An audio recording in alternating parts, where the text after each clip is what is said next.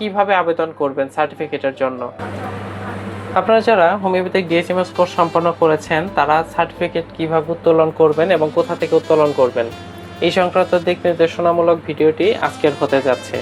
তো মনোযোগ দিয়ে ভিডিওটি দেখুন এবং কিভাবে সার্টিফিকেট আপনি নিজে একা একা আপনার সার্টিফিকেটটি তুলবেন সেই কথাগুলো আমি আপনাদের সাথে শেয়ার করছি।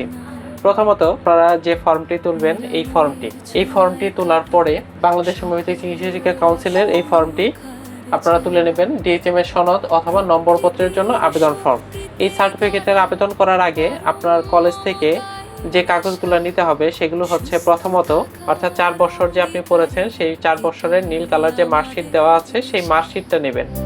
তারপর কলেজ থেকে প্রশংসাপত্র, ইন্টার্নির যে সনদপত্র, সাময়িক সনদপত্র সেইটা তুলবেন কলেজ থেকে। অর্থাৎ ইন্টার্ন করার পরে আপনার কলেজে সেই সাময়িক সনদপত্রটা চলে যাবে, হোমিওপ্যাথিক কাউন্সিল থেকে চলে যাবে। তারপরে কলেজ থেকে এই কাগজগুলো সব তুলবেন। তোলার পরে হচ্ছে এই ফর্মটার জন্য তাকে বলবেন কলেজ থেকে দিতে। যদি না পান তাহলে বাংলাদেশ হোমিওপ্যাথিক চিকিৎসা শিক্ষা কাউন্সিলের যে ওয়েবসাইটটা রয়েছে সেই ওয়েবসাইট থেকে আপনারা ডাউনলোড করে নিজেরা প্রিন্ট করে নেবেন যদি কলেজ থেকে না পান। আর কিভাবে আবেদন করবেন সার্টিফিকেটের জন্য, এই সকল কাগজপত্র তোলা শেষ হয়ে গেলে আপনার এনআইডি কার্ডের ফটোকপি এবং ছবি, 4 কপি পাসপোর্ট সাইজের ছবি সহ আবার যে এই ফর্মটি পূরণ করবেন। কিভাবে পূরণ করবেন আমি দেখাচ্ছি। প্রথমে 1 নম্বরে যেমন দেওয়া আছে বাংলায় নাম লিখতে হবে, সুন্দর করে নামগুলো বাংলায় লিখবেন। আর লেখার সময় অবশ্যই খেয়াল রাখবেন যেন কাটা ছেঁড়া বা কোনো ভুল ত্রুটি না থাকে। যদি ভুল ত্রুটি থাকে তাহলে কিন্তু সার্টিফিকেটের মধ্যে ওই ভুল নামই চলে আসবে। এই জন্য খুব সতর্কতার সাথে এগুলো পূরণ করবেন। প্রথমত নামটি বাংলায় লিখবেন। এরপরে হচ্ছে প্রথমে নামটি বাংলাতে লেখার পরে তারপরে নিচে ইংরেজিতে সুন্দর করে লিখবেন আপনার নামটি। সার্টিফিকেট দেখে নামগুলো ইংরেজিতে লিখবেন। তারপরে পিতার নাম বাংলাতে লিখবেন, এরপরে পিতার নাম ইংরেজিতেও লিখবেন।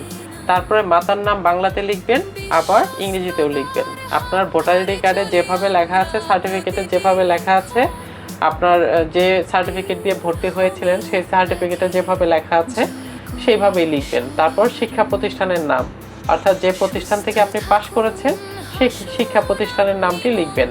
আপনার যে ডাকঘর, থানা, জেলা এগুলোর নামগুলো লিখবেন। তারপর 5 নম্বরে পরীক্ষার নাম, কি পরীক্ষা, ডিএচএমএস, কত সালে দিয়েছেন এবং কত সন সেটা উল্লেখ করবেন। তারপর কোন কেন্দ্র থেকে, যে কলেজে যে কেন্দ্রে পরীক্ষা দিয়েছেন ওই কেন্দ্রের নাম এবং রোল নম্বর কত ছিল এটা আপনার অ্যাডমিট কার্ডের মধ্যে লেখা আছে দেখবেন, সেটা থেকে লিখবেন। এবং আপনার যে রেজিস্ট্রেশন, ছাত্রছাত্রী রেজিস্ট্রেশন নম্বর, এটা কীভাবে পাবেন, এটা হলো নীল কালার। যখন আপনি কলেজে ভর্তি হয়েছিলেন তখনকার যে রেজিস্ট্রেশন কার্ডটি, ওই কার্ডটি প্রয়োজন হবে। ওই কার্ডের যে নাম্বার দেওয়া আছে ছাত্রছাত্রী রেজিস্ট্রেশন নাম্বার, ওই রেজিস্ট্রেশন নাম্বারটি লিখবেন এবং ওইটার পাশে দেখবেন সেশন লেখা আছে। আপনি যে সেশনে ভর্তি হয়েছিলেন ওই সেশনটি লিখবেন। এরপরে কি কি বিষয় আপনি পড়েছেন, পঠিত বিষয় আপনার কি কি ছিল সেই 6টা বিষয়ই আপনি লিখবেন সুন্দর করে। লেখার পর আপনার যে জন্ম তারিখ সেটা লিখবেন, জাতীয়তা কি বাংলাদেশি সেটা লিখবেন। তারপর বিজ্ঞপ্তিকৃত দৈনিক পত্রিকার নাম, এটা প্রয়োজন নেই কারণ আপনার তো কোনো হারায়নি কোনো কিছু, এটা প্রয়োজন নেই। তারপরে ব্যাংকের নাম, শাখার নাম, এটা প্রয়োজন আছে হলো যখন আপনি ব্যাংক ড্রাফট করবেন কোন ব্যাংকে করেছেন এটা পরে পূরণ করবেন। অর্থাৎ আপনার যে ফিটা, সেই ফিটা যে দিয়েছেন ব্যাংকে, ওই ব্যাংকের টাকাটা জমা দিয়েছেন বা পেমেন্ট ব্যাংক ড্রাফট করেছেন সেই ব্যাংক ড্রাফের নাম্বার এবং ওইটা কত টাকা করেছেন, কোন শাখায় কত তারিখ করেছেন, পিরিয়ডের নাম্বার বা ব্যাংক ড্রাফের নাম্বার সেটা উল্লেখ করবেন। তারপর 12 নম্বর ঠিকানা, 12 নম্বর হচ্ছে আপনার বর্তমান ঠিকানা, কোন ঠিকানা আপনার বর্তমানে আছেন সেই ঠিকানাটা। তারপর আপনার মোবাইল নম্বরটি দিবেন এবং নিচে তারিখটি দিবেন। তারিখটি আগে দেওয়ার প্রয়োজনে যেদিন আবেদন করবেন সেই দিন। তারপর ডান পাশে দেখুন আবেদনকারীর স্বাক্ষর রয়েছে, সেইখানে আপনার স্বাক্ষরটি দিয়ে দিবেন। তারপর শিক্ষা প্রতিষ্ঠানের প্রধানের সুপারিশ, অর্থাৎ আপনি যে কলেজ থেকে পাশ করেছেন সেই কলেজের প্রধানের কাছ থেকে সাইন নিয়ে আসবেন। এইখানে এই ফর্মটি নিয়ে পূরণ করে তারপর কলেজ প্রধানের সাইন আপনার নিতে হবে, সাইন এবং সিল সহ নেবেন। তারপরে হিসাব শাখা কর্তৃক পূরণে, এটা আপনাদের প্রয়োজন নেই পূরণ করার জন্য। তারপর নিচে দেখুন দেওয়া আছে সনদ অথবা নম্বরপত্র উত্তোলনের নিয়মাবলী। এই নিয়মাবলীগুলো মনোযোগ দিয়ে পড়ে নেবেন। যেমন প্রার্থীর আবেদনপত্র অবশ্যই যে প্রতিষ্ঠানের মাধ্যমে পরীক্ষায় অংশগ্রহণ করিয়াছে সেই প্রতিষ্ঠানের প্রধানের দস্তখত থাকিতে হইবে, যেটা আমি এখন বললাম। তারপরে সকল প্রকারের ফিস অবশ্যই ব্যাংকের ডিমান্ড ও ড্রাফট পে অর্ডার অনলাইন পেমেন্টের মাধ্যমে বাংলাদেশ হোমিওপ্যাথিক চিকিৎসা শিক্ষা কাউন্সিলের অনুকূলে জমা দিতে হবে।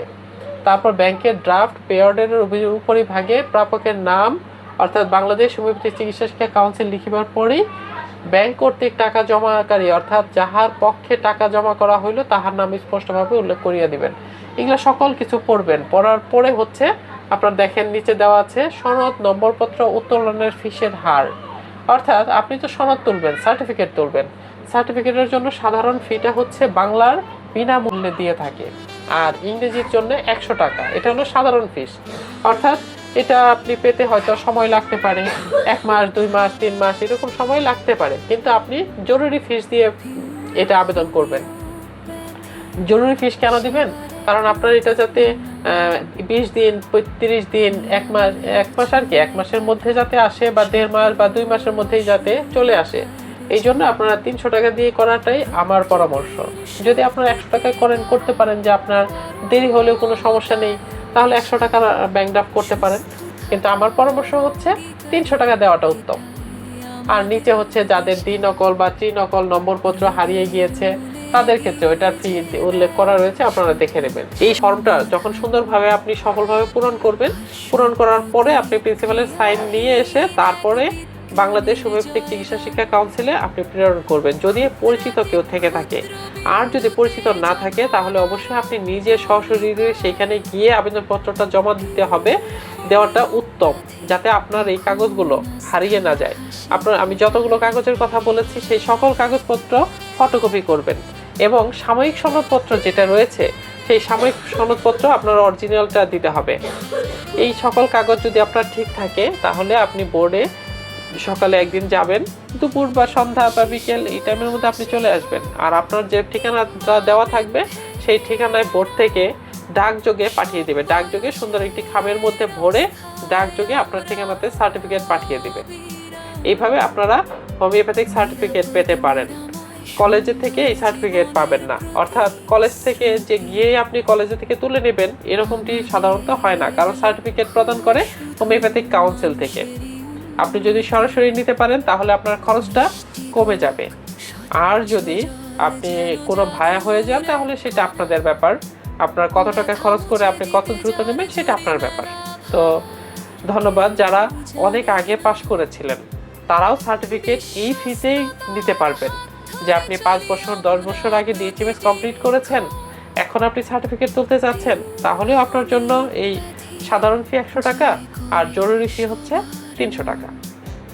ভিডিওটি যদি ভালো লাগে তাহলে আপনি কমেন্ট করে জানাবেন, আপনার দ্বারা আপনার বন্ধু বা অন্য কেউ যাতে উপকৃত হতে পারে সেজন্য আপনি ভিডিওটি শেয়ার করে আপনার টাইমলাইনে রেখে দিতে পারেন। ধন্যবাদ সবাইকে। আসসালামু আলাইকুম ওয়া রাহমাতুল্লাহ। সেবার এক নতুন নাম পিওর হোমিও।